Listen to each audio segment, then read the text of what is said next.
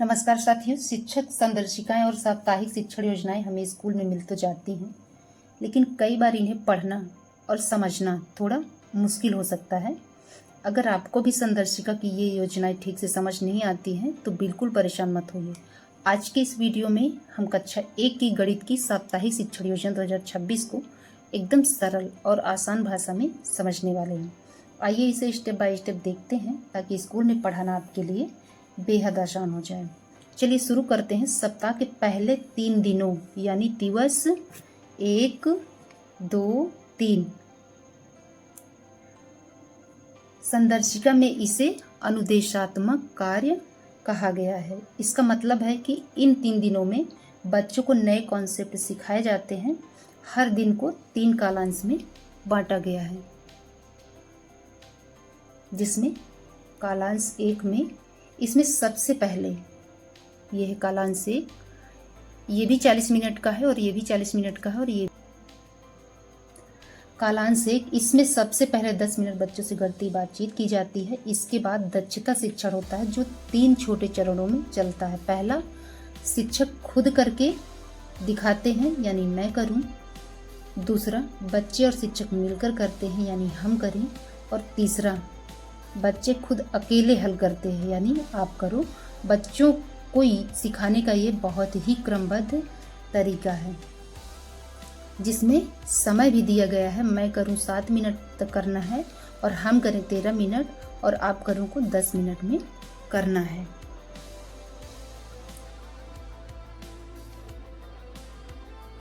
अब आते हैं कालांश 2 पर। इसमें 30 मिनट बच्चों से कार्यपत्रक पर काम कराया जाता है और 10 मिनट प्रक्रियात्मक प्रवाह अभ्यास पर ध्यान दिया जाता है जो कार्य पुस्तिका में दिया रहता है यानी कि उपलब्ध होता है।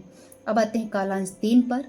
इसमें 20 मिनट गणित के खेल खिलाए जाते हैं और 20 मिनट कमजोर बच्चों के लिए रिमीडियल यानी उपचारात्मक शिक्षण होता है। जिन बच्चों के नंबर 70% से कम आते हैं उन्हें रिमीडियल दिया जाता है और 70% से अधिक वालों को अतिरिक्त अभ्यास कराया जाता है। अब आते हैं, इसी तरह ये दूसरे दिन काम करना है हमको और तीसरे दिन यानी कि 1, 2, 3 हमें एक ही प्रक्रिया पे काम करना। अब बात करते हैं दिवस 4 की। संदर्शिका के अनुसार इस दिन का मुख्य उद्देश्य खोजें और जाने होता है।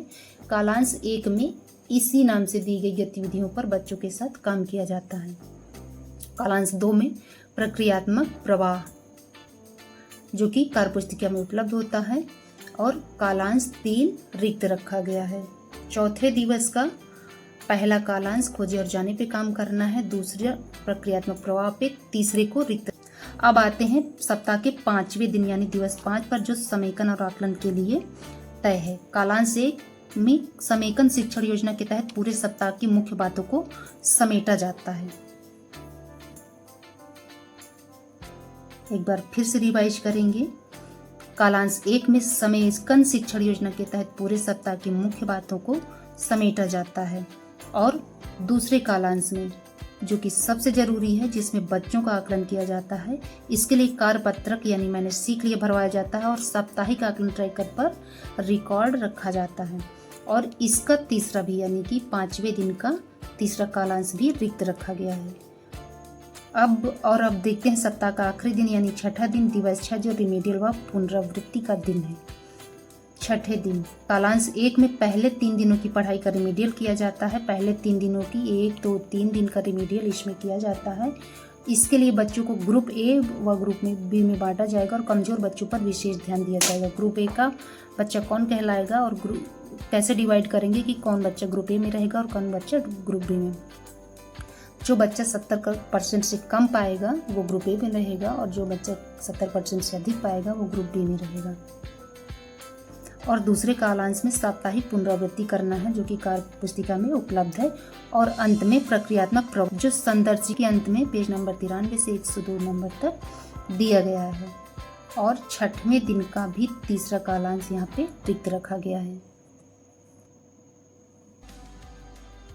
साथ ही संदर्शिका में ये भी ध्यान रखें कि सावधिक पुनरावृत्ति आपको 13वें सप्ताह यानी 7वें से 12 सप्ताह और 20वें सप्ताह यानी कि 14 से 19 सप्ताह में किया जाएगा।